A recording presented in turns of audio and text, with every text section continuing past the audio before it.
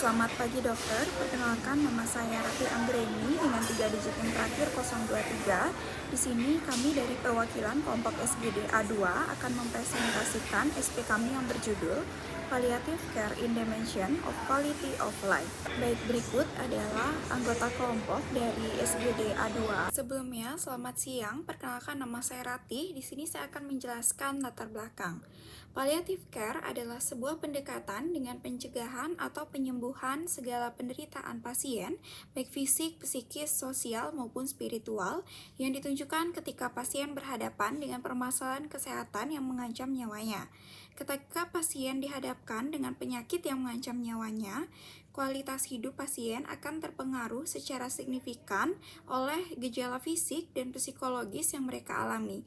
Berdasarkan hal tersebut, penulis akan membahas lebih lanjut mengenai bagaimana perawatan paliatif berhubungan erat dengan kualitas hidup pasien. Baik, selanjutnya adalah rumusan masalah. 1.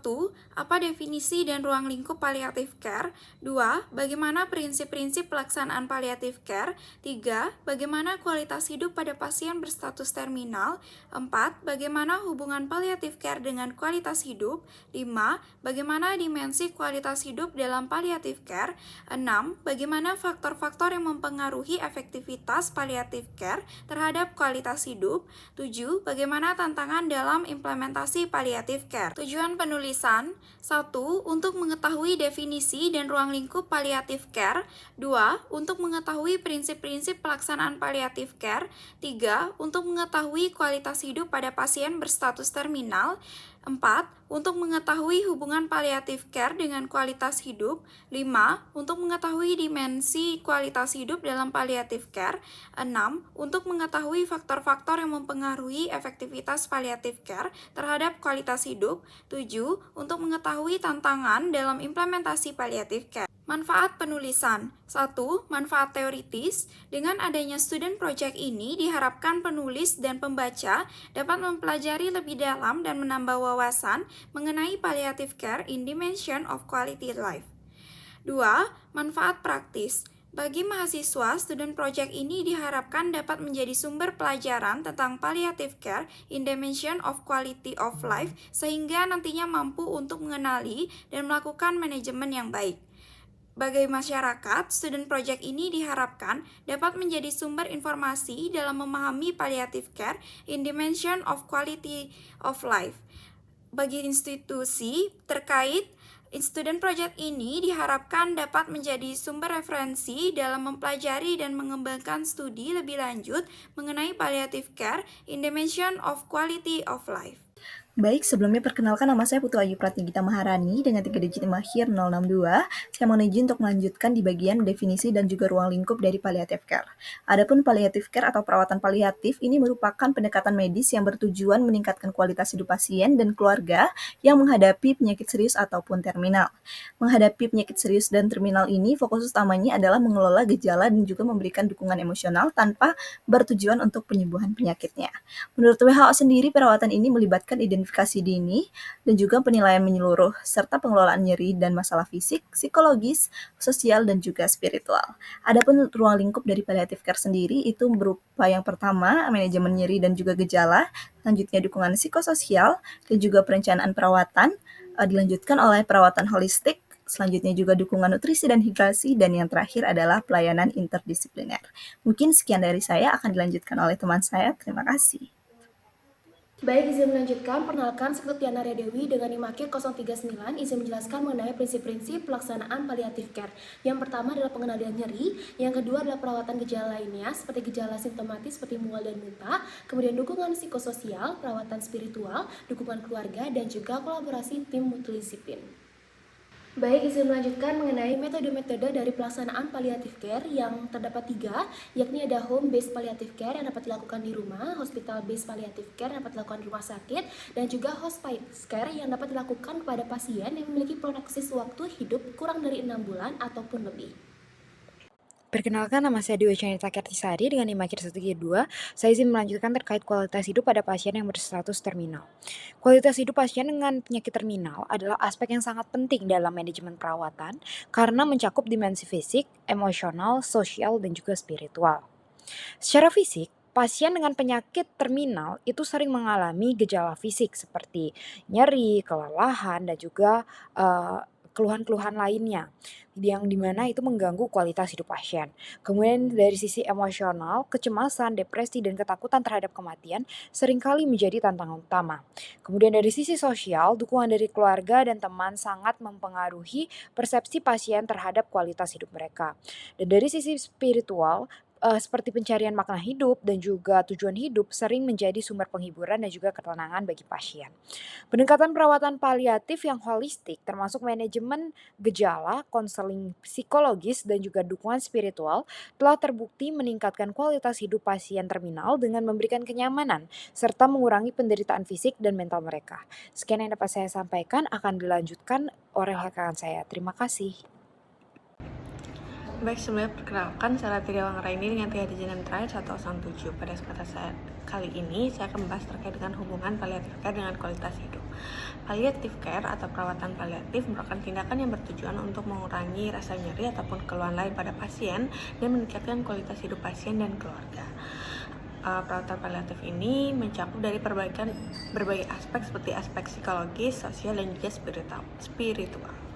Di mana perawatan paliatif diberikan sejak ditegakkannya diagnosis sampai akhir hayatnya, tidak hanya terhenti sampai pasien meninggal, tetapi juga memberikan dukungan kepada keluarga pasien yang sedang berduka. Mungkin sekian dari saya dan akan dilanjutkan oleh rekan saya. Terima kasih.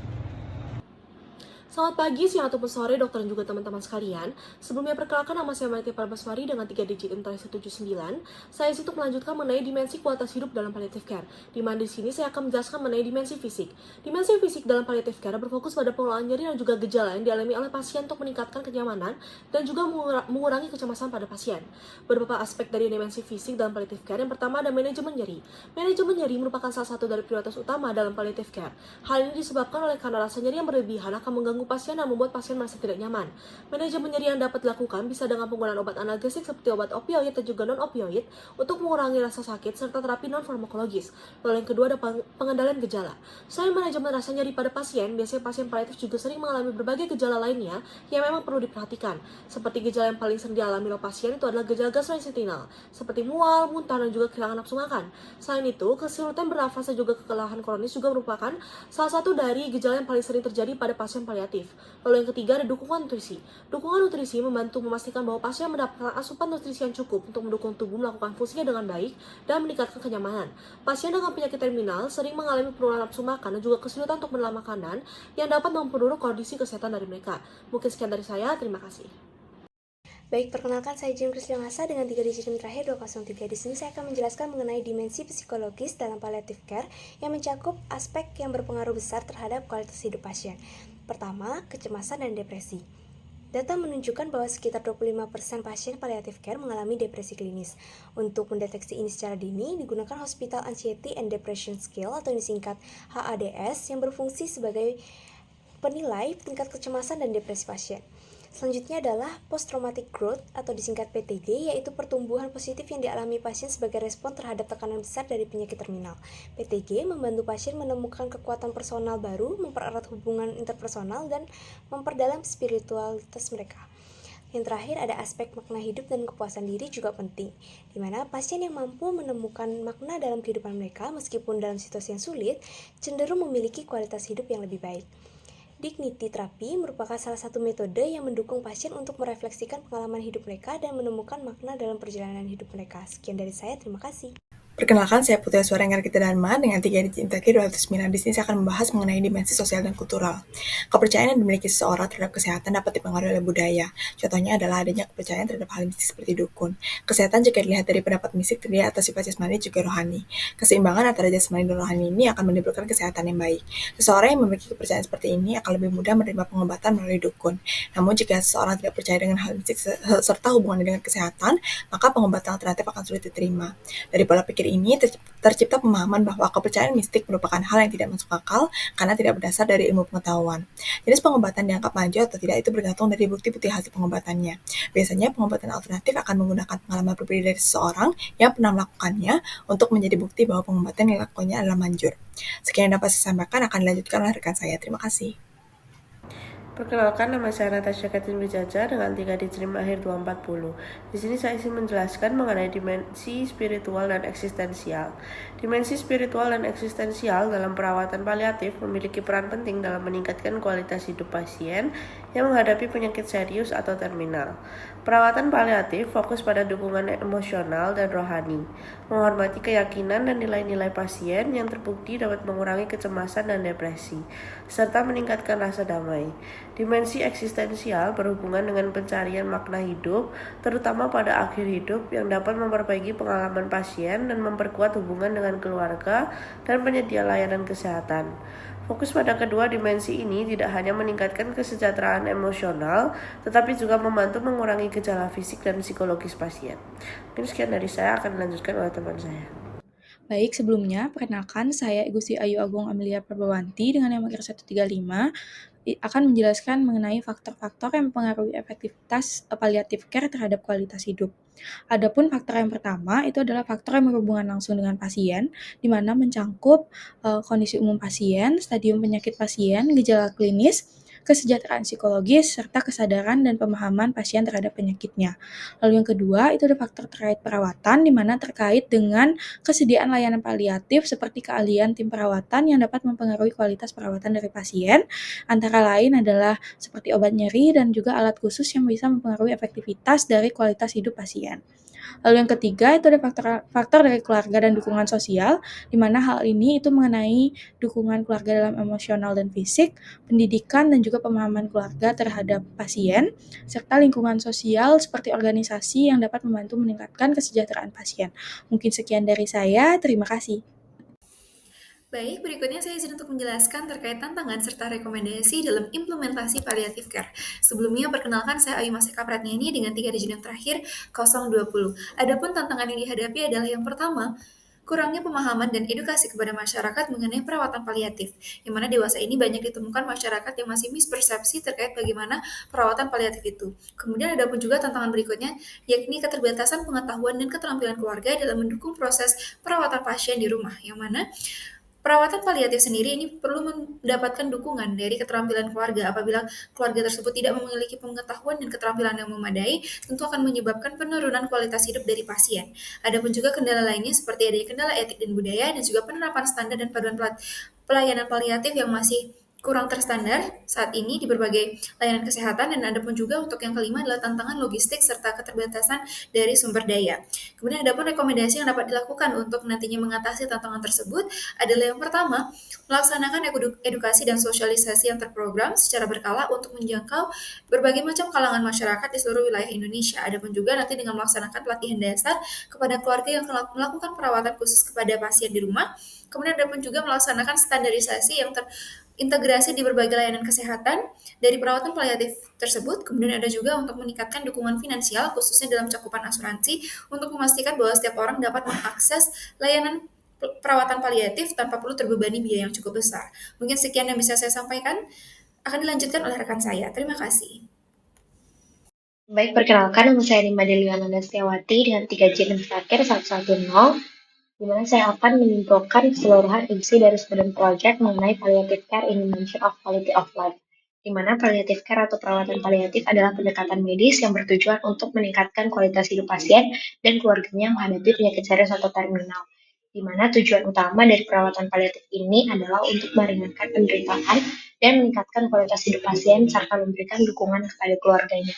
Prinsip utama dari perawatan paliatif ini adalah untuk pengendalian nyeri, perawatan gejala lainnya, dukungan psikososial, perawatan spiritual, dukungan keluarga, dan kolaborasi tim multidisiplin. Dalam penerapannya, terdapat beberapa metode perawatan paliatif, di mana metode tersebut antara lain terdiri dari metode home-based palliative care, hospital-based palliative care, dan juga hospice care, di mana perawatan paliatif ini secara komprehensif berpengaruh signifikan bagi peningkatan kualitas hidup pasiennya dari berbagai dimensi kualitas hidup, di mana beberapa dimensi kualitas hidup yang menjadi fokus dalam perawatan paliatif ini adalah dimensi fisik, psikologis, sosial, dan juga kultural, serta spiritual dan juga eksistensial. Kesuksesan dalam perawatan paliatif ini juga dipengaruhi oleh beberapa faktor, yakni faktor yang berhubungan langsung dengan pasien, faktor terkait perawatan maupun faktor keluarga dan juga dukungan sosial. Perawatan paliatif nyatanya merupakan suatu pelayanan medis yang sangat penting bagi manusia, khususnya pasien dengan berbagai penyakit kronis atau kondisi yang terminal. Namun dalam penerapannya terdapat banyak sekali tantangan yang dihadapi khususnya pada masyarakat. Tantangan yang muncul dalam implementasi perawatan paliatif ini adalah kurang pemahaman dan juga edukasi pada masyarakat mengenai perawatan paliatif, keterbatasan pengetahuan dan juga keterampilan keluarga dalam mendukung proses perawatan pasien di rumah, kendala etik dan budaya, penerapan standar dan panduan pelayanan yang mendukung proses perawatan pasien di sini juga cukup kurang, kemudian ada tantangan logistik, serta keterbatasan sumber daya, khususnya sumber daya manusia. Untuk menghadapi tantangan tersebut dapat dilakukan beberapa hal dalam mengatasinya, yaitu melaksanakan edukasi dan juga sosialisasi secara berkala dan juga menyeluruh, melaksanakan pelatihan dasar pada keluarga, khususnya pada keluarga yang akan merawat pasien, melaksanakan standarisasi pelayanan kesehatan khususnya mengenai pedoman perawatan paliatif, serta meningkatkan dukungan baik secara finansial maupun psikologis. Tentunya diharapkan setelah memahami seluruh aspek dari perawatan paliatif ini, pelaksanaannya dapat dijalankan dengan lebih baik dan juga tujuan utamanya dapat tercapai. Demikian kesimpulan dari keseluruhan isi student project ini. Saya ucapkan terima kasih. Baik, perkenalkan kembali, nama saya Nima Delia Manastiawati dengan 3 desain terakhir 110. Di sini saran dari penulisan student project ini adalah dapat menjadi referensi dalam penulisan karya lain selanjutnya, khususnya yang membahas tentang palliative care in dimension of quality of life. Demikian yang dapat saya sampaikan, terima kasih. Baik, demikianlah student project dari blog spesial topik kedua dari SGDA 2 mengenai palliative care in dimension of quality of life. Atas waktu dan juga perhatiannya saya ucapkan terima kasih dan mohon maaf apabila ada salah kata.